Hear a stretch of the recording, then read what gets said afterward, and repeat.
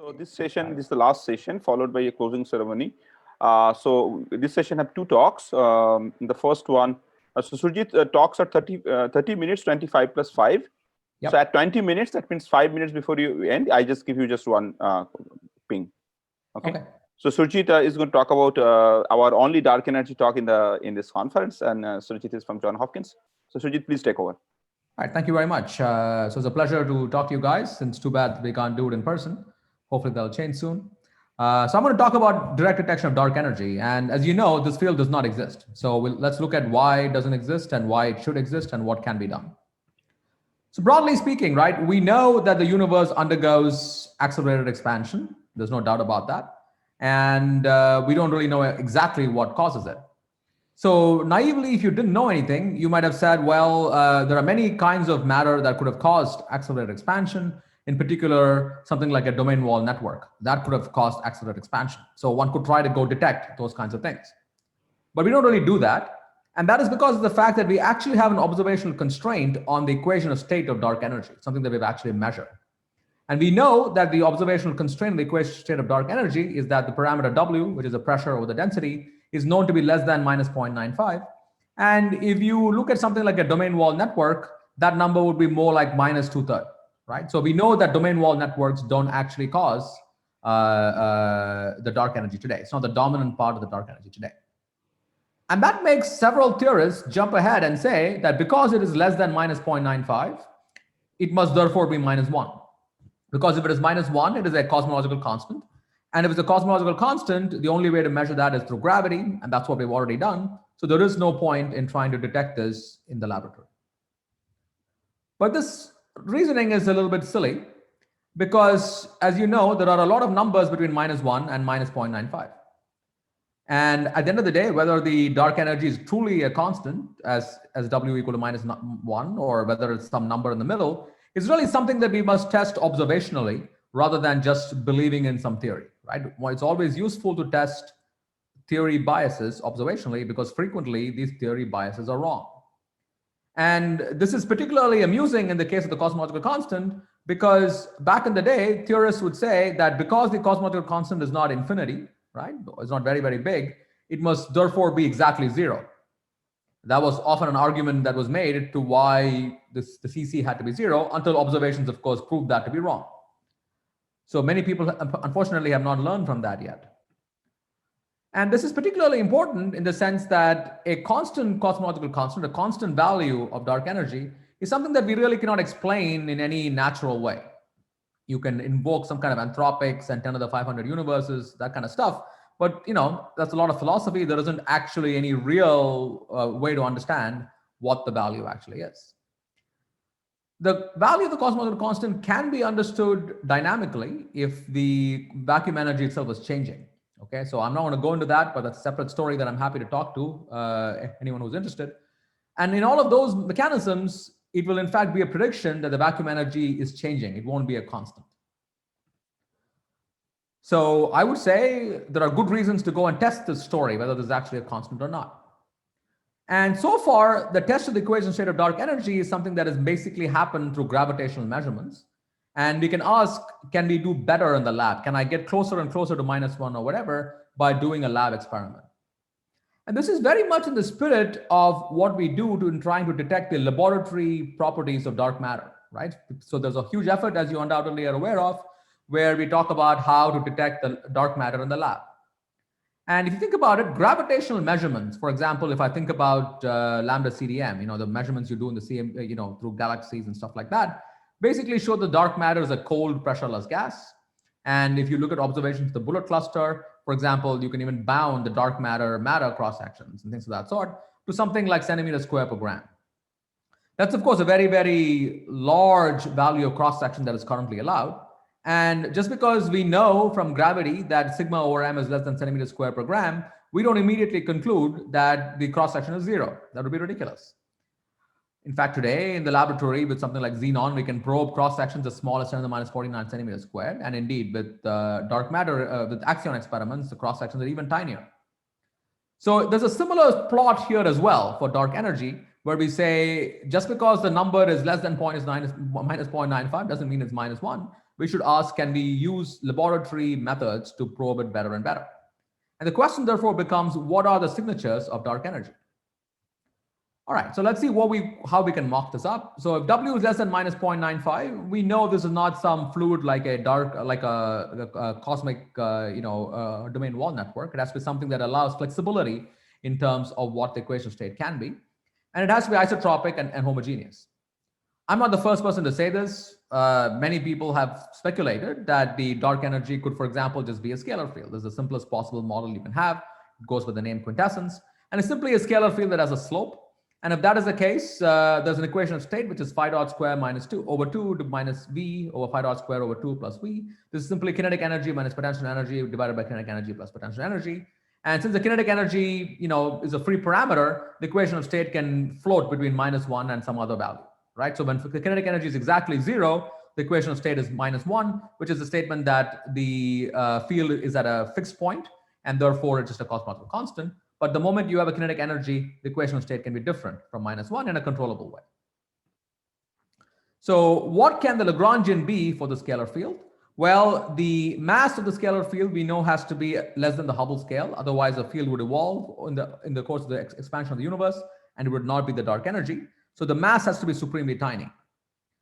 The second property is that this has to be an ultralight field, therefore. And if you want this field to be technically natural, that you want to have interactions, so you can look for it in the laboratory, the only way to do that is by actually making this field axion-like and therefore have derivative interactions so that this potential is radiatively stable. And that therefore connects these models of dark energy to the topic of this workshop, which are these have to have axion-like interactions. So let's look at what kinds of interactions I can write down. So I'm going to basically give the field a slope, that is this parameter C phi. Okay, phi of course is the field, C is the slope it's got. And I'm going to turn on interactions it can have with the standard model, where I turn on axion-like couplings, a derivative coupling to photons, and a derivative coupling to spins of nucleons and electrons.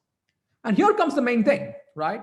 So if you think about something like dark matter, you look for the oscillations in the field, things of that kind. Here, what you look for is the fact that this field has kinetic energy. And the kinetic energy is something you can directly detect in the laboratory due to these couplings. And this kinetic energy is not small. So if you take W to be, minus 0.95, something of that sort, this kinetic energy can be almost as big as the value of the dark energy itself. Okay, it could be as big as milli-eV squared. And that is something one can try to directly detect in the laboratory through these interactions. So that is basically the topic of the next of my talk today, which is essentially what are the signatures of this kinetic energy that one can go look for in the lab. Some of these have been discussed before, some others are actually new. And I'll sort of talk about two classes of signals, DC signals, which are extremely constant signals that can arise in the CMB and other spin precession experiments, as well as upcoming work where we look for AC, essentially signals at the terahertz frequency that we can look for today. Let's talk about the DC signals. So this is an old signal that I'll simply just review. And it is a fact that if you have this coupling phi over f, ff dual, it actually affects the cosmic microwave background. Because if you have this kind of interaction and the field phi is actually rolling, as the field phi rolls, if you have light that was emitted at an early time and it's coming towards you, the polarization of the light will actually rotate. This is something straightforward to derive just from the equations of motions of the field of the photon. Okay, so a changing phi implies a polarization rotation. And that is something you can then go and measure on the CMB, where the CMB, let's say, was emitted a long time ago, and there's a certain polarization pattern that you have. And as the light comes towards you, the field phi is also evolving. And as the field phi evolves, this polarization will basically start rotating as it comes towards you. And so you can use your CMB polarization experiments that people are using right now to detect, let's say, gravitational waves in the CMB, and look for the conversion of the E mode to the B mode. Okay, that's something you can actually go and do. And the CMB is a little bit, and this effect, of course, is a little bit different from gravity waves because it's just a homogeneous rotation of the CMB's polarization. But let's look at how well you can actually do in terms of constraining the equation state of dark energy with this direct measurement. So if you think about it, the polarization rotation is simply this parameter phi dot over f, that is this coefficient sitting up over here, times the time over which you're actually performing this rotation. And the time is very long. It is actually the age of the universe is 1 over the Hubble scale. And that's a very, very long lever arm that we basically have today. So just to get an order of magnitude of how good this can basically be, notice that the Hubble parameter is milliev squared over m Planck, right? That's effectively the life of the age of the universe today. And by just simply rewriting that ever so slightly, Hubble is milliev squared over m Planck. I can write that as phi dot over milliev squared times m Planck over f gamma. Okay, it is just the same thing rewritten ever so slightly. And notice what this means. If I take effectively the bound of the phi dot today from, say, the equation of state of dark energy style measurements and stick that to around milliev squared, notice that I'm already bounding this parameter f gamma at the Planck scale, which is extremely interesting. So somehow the CMB measurements are already allowing you to probe the equation of state of dark energy through this direct coupling in some sense more strongly than a typical cosmological measurement, which of course shouldn't surprise you because this is just the same kind of story as we have for dark matter. So current CMB measurements are already constraining these things really very, very nicely. The second thing we can talk about is essentially the possibility that these kinds of interactions can cause the spins of nuclei and electrons to precess. So here is the basic idea. If you have this coupling d mu phi over f, psi bar gamma mu gamma phi psi, you look at this interaction in the non-relativistic frame, okay, in the non-relativistic limit. And what you will see is that in the non-relativistic limit, this interaction boils down to phi dot over f, b dot s, where v is the relative velocity between the dark matter, between the dark energy and the spin. Okay, so you have some dark energy, that is this field phi, and you're moving against it. And when you move against it, this interaction becomes this particular coupling. And you can therefore think of this effectively as a new magnetic field, right? This is the spin dot velocity interaction. There will be a b dot s interaction for a magnetic field. So I can basically just think of this parameter that's sitting up here as a new magnetic field. And that is useful because we know what magnetic fields do. Magnetic fields cause spins to precess. So in this particular example, what happens is that if I have a spin and I am moving against the dark energy, this spin will start rotating because of this interaction. And you can therefore use technologies that are currently being developed to look for axions. So there's a Casper experiment that looks for spin precession induced by axion dark matter. So similar kinds of ideas can be used to look for this dark energy effect as well. So how are the dark matter effects different from dark energy? What are the challenges and what are the things you could make use of in trying to find it? So I'll mention the two of the biggest challenges. The main challenge is the fact that the dark energy signal that we're talking about is very, very DC, right? So if you think about it, the field just has a kinetic energy. It does not actually evolve in time except over a Hubble scale. So it's an incredibly constant signal. Dark matter signals oscillate at a frequency equal to the mass of the dark matter. And that's actually a relatively high frequency. So it helps you combat all kinds of noise because of that. While a DC signal is more difficult because combating noise at low frequency is much more complicated. The second thing that makes this more challenging is that dark energy is less clustered in the galaxy, unlike dark matter. There's about 10 to the 5 times more dark matter in the galaxy in energy density than dark energy, because dark energy doesn't cluster. Although that's 5 orders of magnitude, is in some sense not as bad as it sounds, basically because these experiments are aimed at looking for the amplitude of the field rather than the energy density directly. So the amplitude of the field is only about maybe 2.5 orders of magnitude less in the galaxy than it is in dark energy than dark matter. So it's not that bad.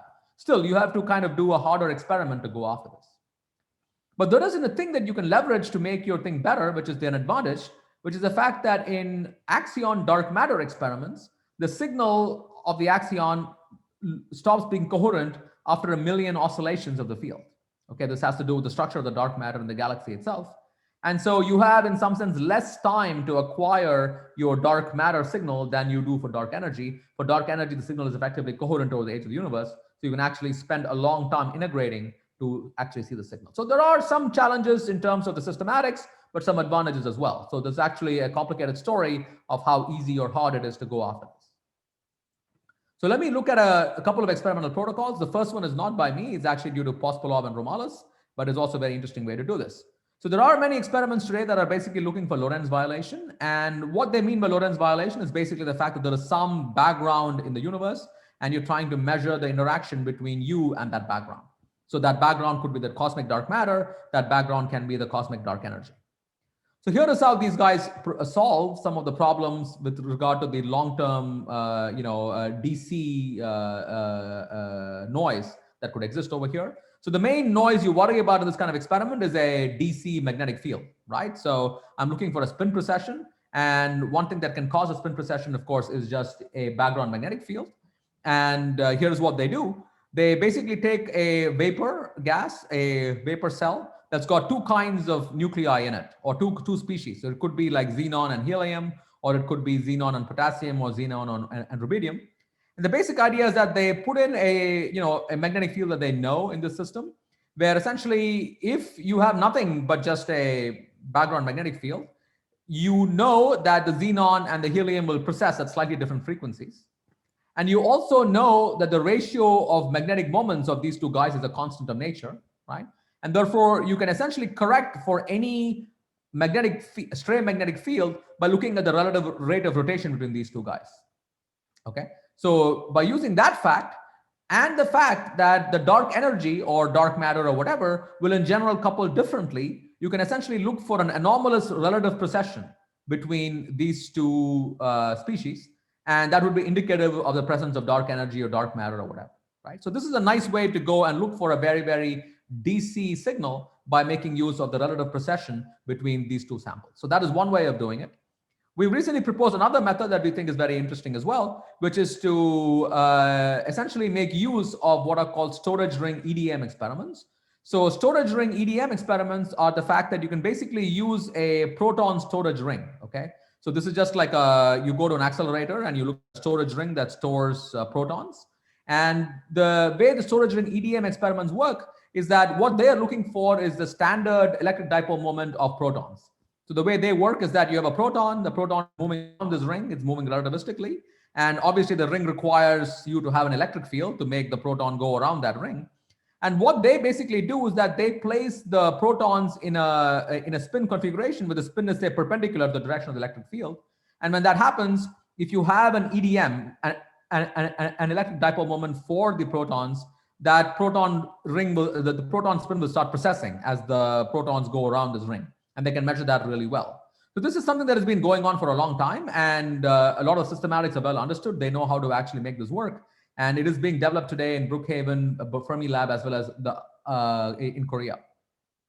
So what we realized is that you can basically use the same experiment, but change the spin orientation ever so slightly and use that to look for the dark energy effect as well. So if instead of placing the spin perpendicular to the direction of the electric field, if I actually place the spin radially in the direction of the electric field, then you're actually now sensitive to the dark energy effect. Because what's going to now happen is that as the spin starts precessing in this direction, you now have your V dot S coupling. And if that field exists, the spin will now start precessing out of the plane. And that's something you can basically measure. What makes this interesting is the fact that the relativistic nature of the proton storage ring effectively boosts your signal. So in the dark matter, in the experiment we talked about earlier with spins in a vapor cell, the velocity was 10 to the minus 3. Here the velocity is actually order 1 because you can actually move around the ring in a relativistic way. And the way you combat systematics is the fact that you use counter-propagating beams. Okay, you use two beams where the spins are oriented in the same direction, but the beams are moving in the opposite direction. So the velocity has basically changed, while an external magnetic field would still be constant, right? It is still a fixed thing coming from the lab. And therefore you can use a differential measurement once again to combat noise from stray magnetic fields. So this is the projected sensitivity of these experiments. And you can basically see that this actually now has the ability to go past supernova limits with something like 1,000 seconds of storage time, the proton ring, which is a typical number that these guys can make work, and with something like 10 to the minus 6 radians phase resolution, which again is something they can actually do. So this is exciting. It's actually a path to make progress in these kinds of couplings. So in the last few minutes, let me talk about AC signals that are possible. And this is work in progress with these collaborators, and it should hopefully be out in the archive in the next few days. So if you think about dark matter, right, in addition to direct detection that we typically talk about in lab experiments, we also have something called indirect detection. So indirect detection, of course, is the fact that you can convert dark matter to relativistic radiation, right? And so one question you can basically ask is could the dark energy also produce relativistic radiation? In other words, can it actually decay? For dark matter, this is a wild game because the dark matter spans a huge range of masses. It can be anywhere from 10 to the minus 22 electron volts to, a primordial black hole or whatever. It spans an enormous range of masses. And thus, any radiation it produces actually spans a gigantic range of energy. And which is why you need a variety of detectors to go and scan the full possible range of cosmic ray energies where this thing could actually exist. Dark energy, in some sense, is much simpler. Its mass is below the Hubble scale, so the mass itself is useless. You can't really do anything with it. But its kinetic energy can be converted into radiation, but the kinetic energy is bounded to be less than millieV squared.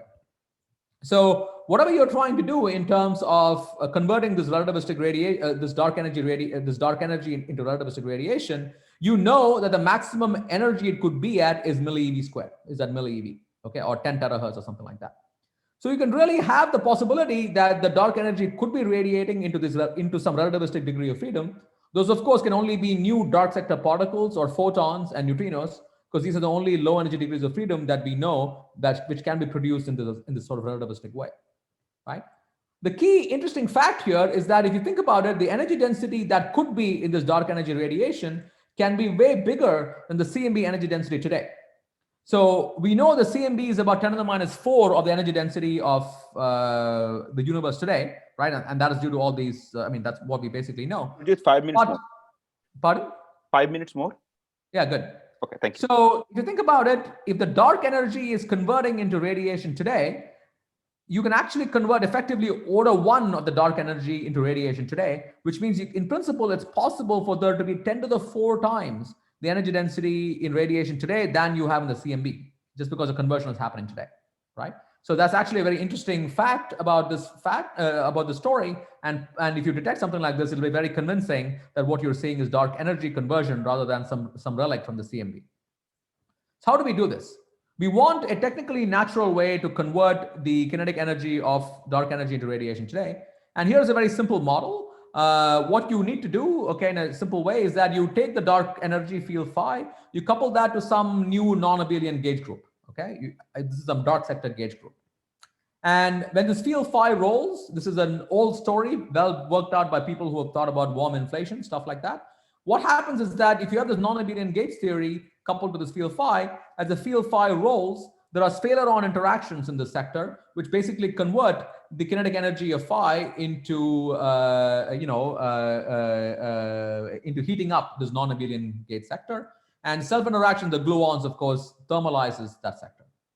So basically, scalar-ons extract the kinetic energy from the field, and in return, they provide friction for the field phi, okay? So if you put in the numbers, you can easily get temperatures of this kind. And since everything here is completely unconstrained, it's not too difficult to get millieV scale temperatures in this dark sector.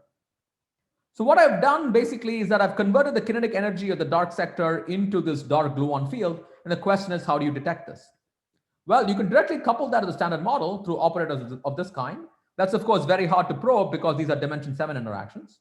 But what you can therefore do is you can actually make this dark sector more rich than just this dark blue sector. You can put in some fermions, you can put in hidden photons, all the other kinds of portals that we typically talk about, right? So for example, if I put a milli-charge sector in that story, and if the milli-charge sector also carries this dark blue current, then basically it'll be the case that when you thermalize the dark blue sector, this milli-charge also gets heated up to millieV scale.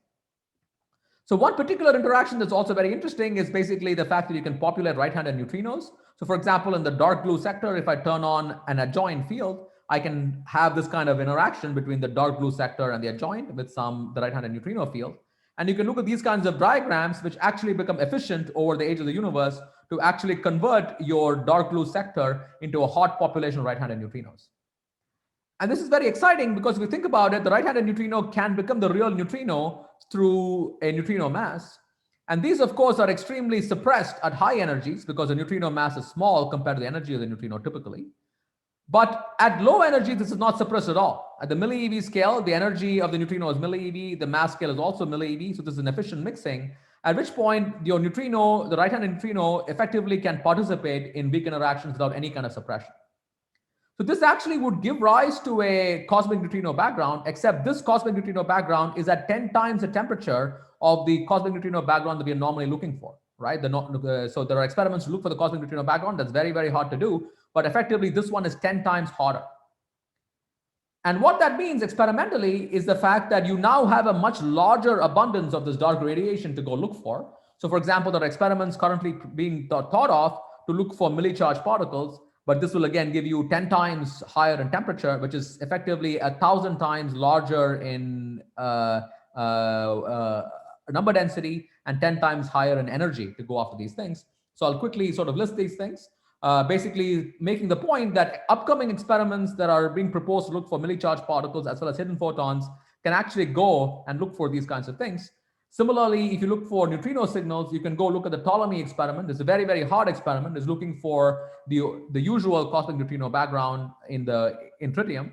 Ptolemy is very hard, but if this kind of signal actually exists, it sort of makes the job of Ptolemy about 10,000 times easier because you have a much larger abundance to go for this. So with that, let me conclude and sort of simply flash my main points here, where basically what is motivating us is the fact that given the state of the cosmological constant problem, it's incredibly important to test the nature of dark energy. Basically, does it have a kinetic energy? If it has a kinetic energy, that kinetic energy can be fairly substantial, can be as big as milli-eV squared. And you could really couple that to non-gravitational interactions and really make that detectable in the laboratory in the ways that we have actually discussed. So I'm actually very excited about this possibility, and we think there's an interesting experimental thing one can actually do out here. So with that, let me stop and take more questions. Okay, so to start with, Sogat has one comment. So at the very beginning of your talk, he made the comment that your arguments for the dark energy is quite philosophically, it is closer to the arguments also for the inflation, because for inflation also equation of state is less than minus 0.998 from the observation. So yes, therefore there is a similarity is there. So that's the comment only. So Subinoy, yeah, so I would even say that, you know, I mean, just because the universe is undergoing accelerated expansion, it does not mean it's a cosmological constant, right? Like inflation is indeed an example of something like that, where, you know, it's a slowly evolving field. So yeah, I agree. So Subinoy has a question. As the mass of the slowly rolling scalar field is of the order of the horizon, may it have connection with a large-scale magnetic field? Very good. This is actually something that I have been thinking about, and I'm happy to talk to anyone who wants to work on this. So there is a long-term question about how do you actually get a cosmic scale magnetic field, long-range magnetic fields that are coherent for a very long period of time. This stuff actually gives you something like this. So a very simple model would be the fact that you could actually convert your scalar field phi into, say, a hidden photon, okay? And that would be a way in which you actually convert your dark energy order 1 into this hidden photon. And the hidden photon can have a very, very tiny charge to the standard model, a tiny, tiny kinetic mixing, okay? But the story is that a very, very small magnetic field can get spun up into, you know, the magnetic fields that we're supposed to be seeing in the galaxy today. So the challenge is often the coherence that you need over very, very long scales. So I indeed do think that this kind of idea should be explored. And I've, you know, mumbled about this quite a lot, but I've never actually fully worked it out. But I'm actually very happy to discuss it with anyone who's interested, because this is a very natural mechanism to make this happen. Okay, Sandipan has a question, that is, how the mass of the scalar field is so technically is natural or technically small. So he's asking about because the fact that I'm only giving it technical natural couplings. I'm only giving it derivative couplings. So therefore, it is radiatively stable, right? I'm only giving it derivative interactions. Beyond that, yeah, you ask me why is it, who made it so small? I just defer to the standard arguments we make for AXIONS, right? So like this is I mean, this is not the QCD axion. It doesn't couple to QCD. As long as it doesn't couple to QCD, there are actually no known mechanisms to give it a mass. So it's just small. Okay, so I have one question, that is, so you have this phi FF dual term. So, you know, this is the same term that people use it for the inflation also. And there is this term also, you know, gives you this gauge field amplifications. Yes. Because of this, one of the instability mode of one of the depolarization. Now, right, is this effect is also effective? I mean, at this the late time. I mean, for this. Good. So for the real photon, it is not, because of the fact that the real photon has a plasma mass in our galaxy today. So if you look at phi dot as milli-eV squared, and let's say if I take f gamma to be 10 to the 10 GeV, which is to put it at these astrophysical limits, you'll find that the ability for the real photon to convert to the hidden photon, for the field phi to convert to a real photon is highly suppressed because the photon has a plasma mass today. But this goes back to what I was saying about the possibility of doing this for hidden sector, where if I have this phi dot over F, right, as you were saying, this rolling can in fact efficiently populate a hidden photon, which does not have a plasma mass. So Yes. you can really then get like a large scale coherence in that sector, and that is something you can potentially use for whatever purpose you want.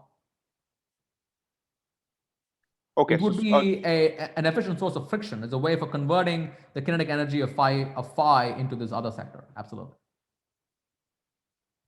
Okay, so Subinoy has really last question. I see there is also the horizon size of new cosmic neutrino background will be much less than the cosmic relic neutrino background. Is it right? So Subinoy, can you unmute and just maybe clarify? I'm not fully. Yeah, I don't understand what it is that you mean. So you were telling that this can decay into neutrino, and there will be a neutrino background like cosmic neutrino background. But those Big Bang neutrino is traveling for a long time. Here you are producing neutrino at later time. Isn't that so? Yes. So is there a way to differentiate these two?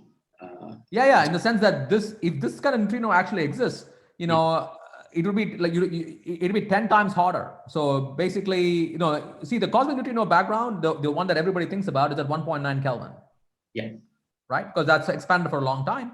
So if this stuff happens, if you're really converting dark energy into neutrinos today, the temperature would be at the dark energy scale, which is essentially 10 Kelvin or whatever, 30 Kelvin, right?